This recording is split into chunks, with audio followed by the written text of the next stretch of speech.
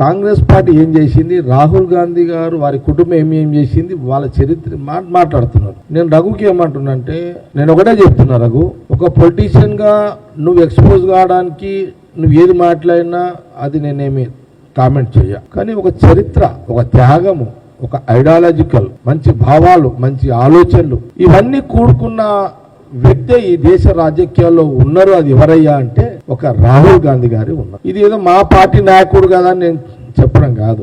ఎవరైనా non political మనుషులను అడిగితే త్యాగాల కుటుంబము, త్యాగాల నిలయము, దేశ ప్రజల కోసము ఎవరయ్యా ఈ దేశ రాజకీయాల్లో ఉన్నారు అని అంటే అది చెప్తారు. ఆనాటి నుంచి ముందు ఎవరి పేరు చెప్తారు వాళ్ళు?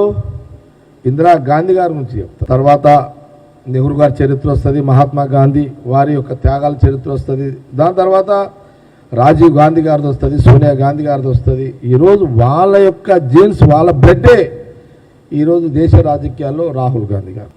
ఇది చరిత్ర. ఇది నువ్వు ఎంపీ కావచ్చు, కాదని అంటలేము. నీ ఎంపీ గౌరవానికి మేము నీకు మర్యాద ఇస్తాం కానంటే, కానీ నువ్వు లిమిట్స్ దాటి మాట్లాడుతున్నావు, నువ్వు లిమిట్స్ దాటుతున్నావు.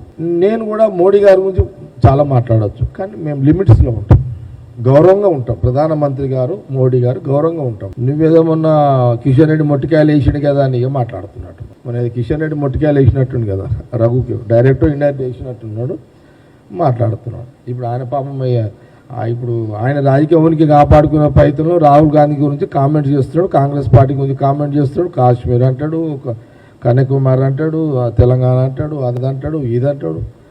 ఆ మొట్టికాయలకు మధ్య భ్రమించినట్టుంది రఘు.